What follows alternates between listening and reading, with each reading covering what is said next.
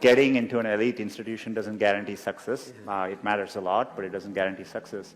And I think it's important to keep that perspective in life. And life is a long road, and so you want to take it at the right pace and enjoy what you're doing.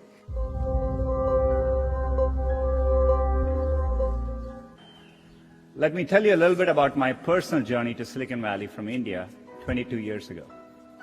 Growing up in India, like many of you, I got my first telephone when I was 12.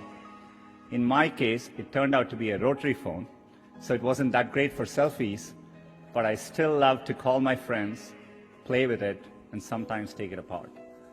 That telephone cemented my fascination with technology. I remember in my parents' house in Chennai reading about the invention of the transistor at Bell Labs. Of course, that initial invention helped found what became known as Silicon Valley, and out of that came companies like Fairchild Semiconductor and Intel, and all the computers and software that we all use today. You can draw a direct line from that invention to the technology that powers your Twitter feed or your WeChat messages today. I remember reading about that and thinking, it's the idea that matters. It didn't matter where you come from or what your background is.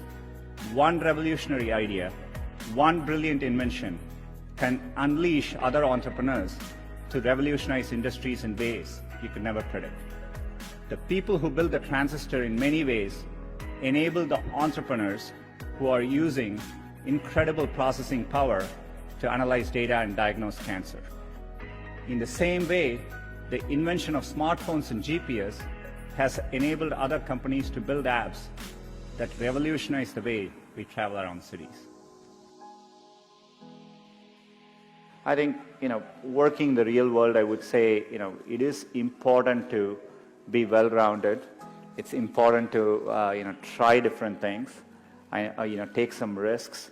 I would encourage people to, follow their passions a little bit more.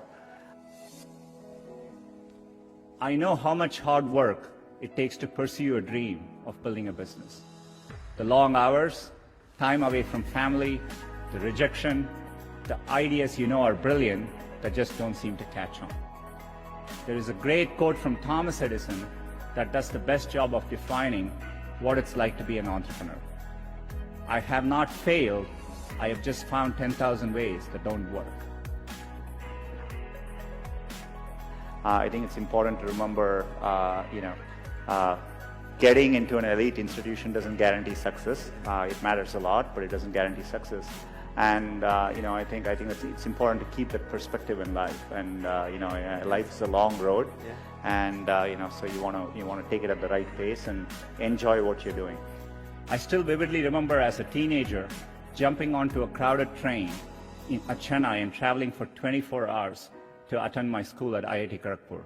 And that opportunity changed the course of my life. It's a long road. Setbacks actually don't matter. I think a lot of times when I was younger, people would say, this person didn't get into this college or something, and that's the end of the road. I mean, life is so different from that.